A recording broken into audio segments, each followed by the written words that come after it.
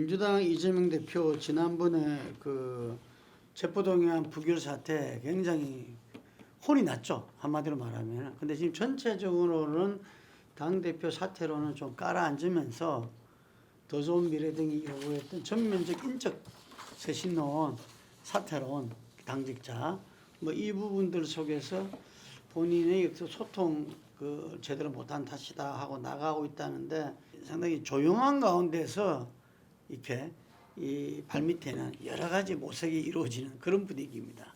어떻습니까? 일단 민주당 이재명 대표가 지난번에 그 체포동의안이 그러니까 지금 사실 가결 같은 부결이었잖아요.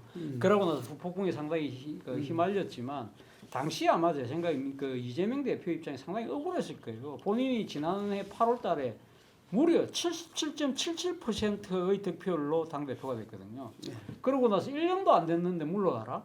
진짜 아마 본인 입장에서 억장이 무너질 수밖에 없는 것이죠. 저는 그 상황을 보면서 약간 좀 기시감 있는 게 들었어요. 뭐냐면 2002년도에 당시 대통령 후보에 선출됐던 노무현 후보가 그때 당시 72% 득표를 했거든요. 그래갖고 이제 대통령 후보가 당선이 됐었는데. 국민경선인데 72% 예, 됐어요. 나 중간에 이인재하고 중간에 사퇴하는 바람에 그 결과적으로 72%를 됐는데 그렇게 압도적으로 된 후보가 지지율 떨어지니까 대단했죠. 물러나라. 그리고 그때 공교롭게도 그때 정몽준 그때 이제 2002 월드컵 한일 월드컵 때 축구협회 회장이었던 정몽준 씨가 한국이 4강을 달성함으로써 갑자기 국민적 인기가 올라갔잖아요. 그러면서 지지율이 1등으로 치솟으니까 그때 후보 단일화 해야 된다. 우리가 이해창한테 한나라당 이해창한테 주면 안 되니까 후보 단일화해서 당신은 후보 내놔라는 소리가 똑같잖아요.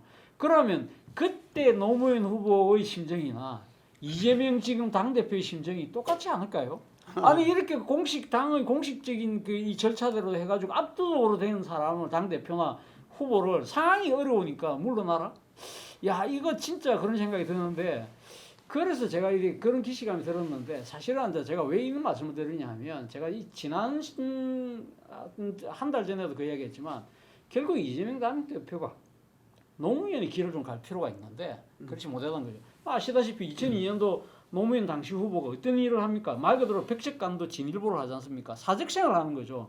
후보 단일화 받겠다. 그건 난리가 났잖아요. 뭐 지금 채권들을 안 됩니다. 그런데 후보 단일화 받겠다고 했는데 그때 이 정몽준하고 그러니까 후보 단일화 받을 때는 무슨 생각을 했냐면 당원 투표 대결하려고 했는데 정몽준 입장에서는 당이 만들어진 지 얼마 안 되니까 우리 당원 별로 없다. 여론조사 경선하자고 했거든요.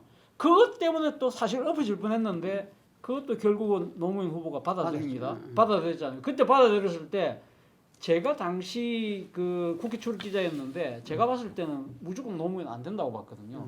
그런데 기적적으로 노무현 후보가 되잖아요.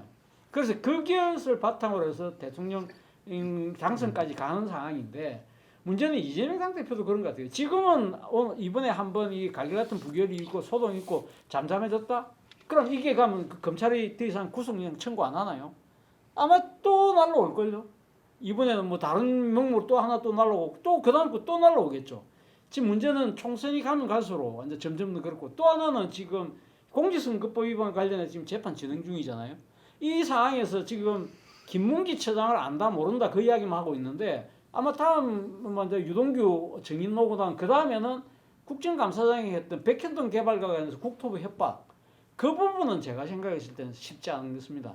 그런 여러 가지 상황을 봤을 때는 진짜 이재명 당대표 입장에서는 아마 2002년도 노무현 후보의 그런 절박한 심정 그 이상이 되지 않을까 하는 생각이 드는데 문제는 그런 당시의 노무현과 같은 그러한 행보를 할 생각이 아직은 없어 보인다. 과연 그래서 기껏 놓은 이야기가 질서 있는 퇴진 뭐 이런 이야기를 하는데 어차피 질서가 있든 없든 퇴진이라는 말 그 자체가 놓은 순간은요. 사실은 이재명 대표 입장에서는 정치적인 입지가 완전히 와르르 무너지는 것이거든요. 그렇다고 한다면 이렇게 떠밀려서 가기보다는 자신이 뭔가 던지고 희생하고 받아들이는 그런 걸 해서 돌파구를 만들 필요가 있지 않나 그런 생각을 먼저 말씀드립니다. 사실 이재명 대표는 사법 리스크라는 그게 법의 영역으로서 정리가 끝났어야 됐어요. 근데 뭐 다시 또 구속영장 치고 하면은 또 계속 뭐 사법 그 영역으로 있을 수가 있겠지만 문제는 이재명 대표와 관련된 여론조사 뭐 대표적으로 사퇴해야 되느냐 말아야 되느냐 현사에 대한 책임이 있느냐 없느냐 국회 체포 동의안이 잘 된 거냐 뭐 하는 거냐 여론조사를 해보면은 사실 사법 영역에서의 그 여론조사 나온다면 그야말로 한쪽으로 판이 딱 기울어야 돼요. 7대3 이상으로 기울어지면서 판명하는데 내가 노상 이야기는 그 모든 조사의 여론조사가 국민들 식에서 보면은 프레임 여론조사로 이야기했는데 진영 여론으로 많아봐야 한 50, 적어봐야 45 여기에서 그냥 이제는 들어와 버렸습니다. 이것은 무슨 이야기냐면은 지금 사법 리스크가 정치적 쟁점으로 이제는 넘어가는 조짐을 보이고 있다. 이후에 이 사법 절차가 어떻게 진행될지는 모르겠지만 일단 국민들로 봐갖고는 이제 이렇게 되니 이재명 대표로는 국민 여론상 버틸 수 있는 그 어떤 여론의 환경을 만들었다고 보니까 쉽게 아마 물러나려고 하지 않을 겁니다. 그렇다고 해서 지금 이 대표가 물러나지 않는 상태에서는 어떻게 할 수가 없는 거예요. 그래서 지금 현재 민주당의 그 이재명 대표로 인한 그 리스크 문제는 계속 지속이 될 수밖에 없을 것이다. 저는 전망은 일단 그렇게 하고요. 그러면 윤석열이 국민의힘에서는 지금 뭐 이야기를 들어보면 오히려 그거를 원한다라고 이야기를 하는데 이렇게 해서 이 상황이 다음 총선까지 가주기를 바란다. 뭐 이런 식으로 일부에서 나오는데 그거는 굉장히 이재명 대표를 정치적으로 다룬다라는 그런 어떤 뉘앙스다 말입니다.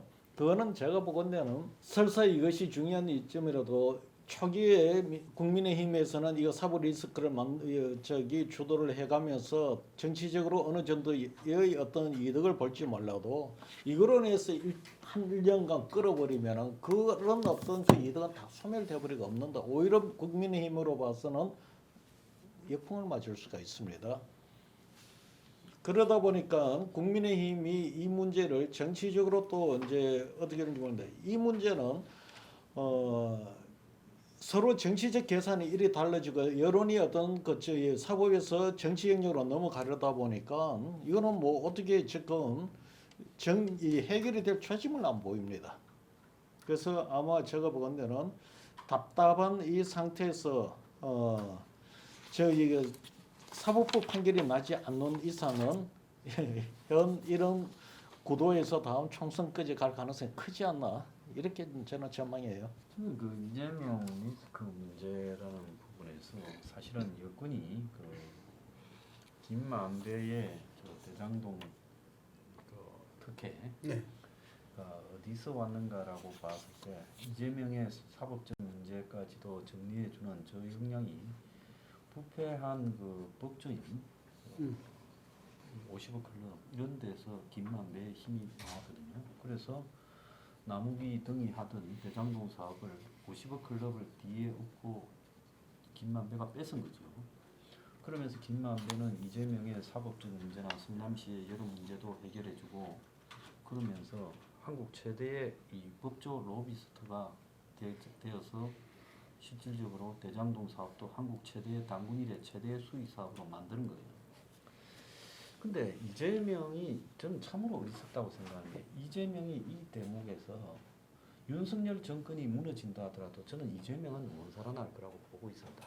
적대 한국의 대선 후보 중에서 사업과 관련해서 저렇게 무리를 빚고 그 사업이 서민들의 주거와 관련되는 문제인데 저런 식으로 하고 나서 거기에 대해서 전부 검찰이 100% 올가미를 세워서 나는 깨끗했는데 다 뒤집어 쓴 거다라고 할 수 있겠어요? 그러니까 윤이 가더라도 이재명도 같이 가지. 이재명이 살아나서 윤에 망하는 것은 국민의힘이 망하는 것은 이재명의 해생 가능성을 의미한다. 이렇게는 보지 않습니다. 한국 민주주의가 그 정도면 문 닫아야 되죠. 그렇기 때문에 결국은 이재명은 정치적으로 저는 저런 식으로는 해생이 불가능하고 최근에 보면 호남에서 이재명에 대해서 거의 만정이 떨어지는 지금 여론조사 결과들이 나오고 있잖아요. 호남 지지율, 민주당에 대한 지지율이 30%대로 떨어졌다. 이재명이 무슨 뭐 자기 주자로 뭐 이런 가능성에 대해서 24% 나오고 있다. 이런 이야기가 나오지 않습니까? 그래서 그 민주당이 내가 볼 때는 어느 시점에서 다 용기를 가지고 총선 전에 교체를 해야 된다. 그게 정상적인 민주주의다. 저는 그렇게 봅니다. 그러지 않으면요, 제가 봤을 때 이 나라는 그야말로 이 트럼프식 민주주의로 가게 될 거라 이렇게. 아까 우리 차 교수 이야기 중에서 협상 이야기했는데 그때 아마 생각이 났었는데 트럼프 협상법 책도 나오고 했잖아요. 예. 그 트럼프 협상법에 완전히 윤석열 대통령 위배되는 걸 했는데 트럼프 협상 끝까지 표를 보여주지 않는다. 그리고 상대방이 자기가 파토 낼 거라고 생각하게끔 한다. 그래야 그 협상을 성공할 수 있다. 뭐 이런 건데 윤석열 대통령 완전 거꾸로 갔어요.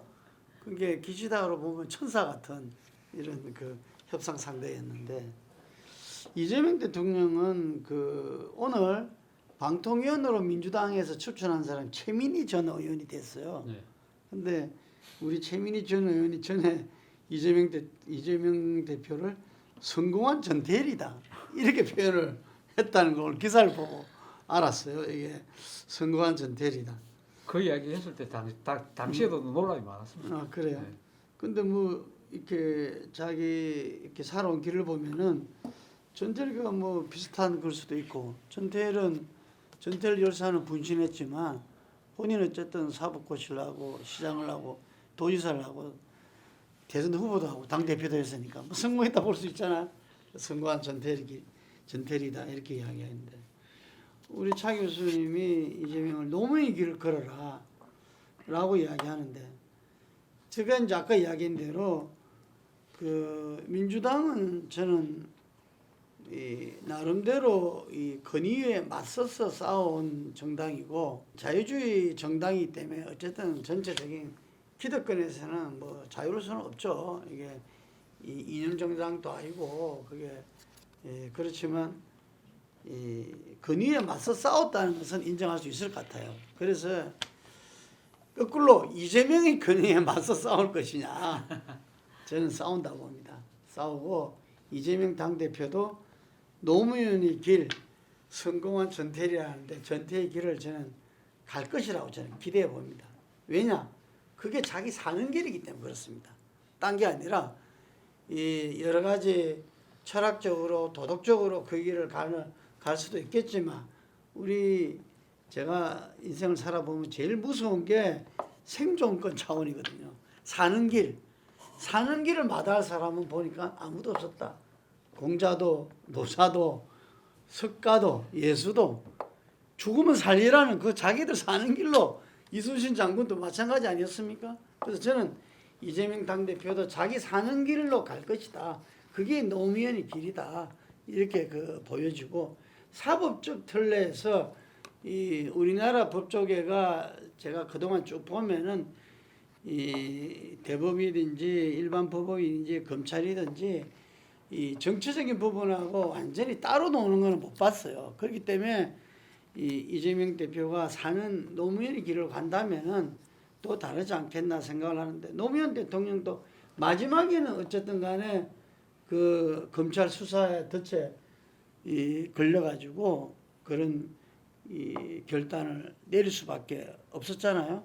뭐 이인규 지금 당시 중수부장이 책을 내고 지금 이 시계 부분 뭐 전부 다 팩트였다 이렇게 이야기하고 있는데 다들 내년 총선을 생각하는 거 아니냐. 그것도 검사 출신이니까 뭐 그런 말을 하던데 총선에 아마 검찰 출신들은 다 한 번씩 생각할 겁니다 지금. 그래서 뭐 여러 군데에서 지역을 아마 짚어볼 것이고 내 떡을 아마 챙기고 이럴 건데 지금까지 국힘이 이재명의 리스크 때문에 나름대로 국정 운영에서 그 틀을 유지했다면 총선은 민주당은 오히려 윤석열 리스크 때문에 나름대로 덕을 보지 않을까 싶은데 양쪽 다 그렇게만 해가지고는 국민들이 용납하지 않죠. 그래서 이재명은 저는 가면 갈수록 그래서 올 가을 뭐 이야기가 많잖아요. 예. 가을 이야기가 많은데 그 가을이 되기 전에 아마 어떤 민주당의 변화는 불가피할 것이다.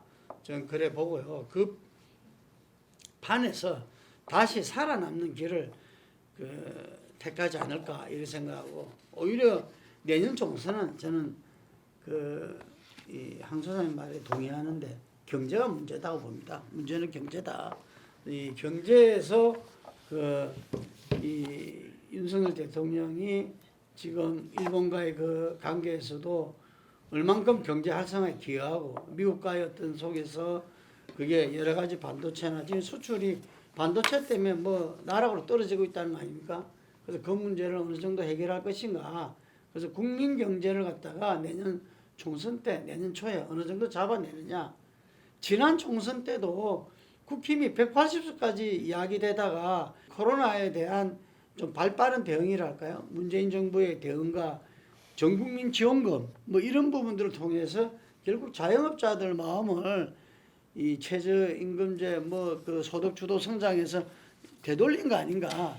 그게 저는 성공 요인이었다. 제 나름대로 분석을 하는데 과연 이 경제가 앞으로 어떻게 이 현 정부가 끌어낼 것이냐. 이 현 정부만의 문제는 아니죠. 세계적 경제와 맞물려 가는데 그런 점에서 전 주목된다고 봅니다.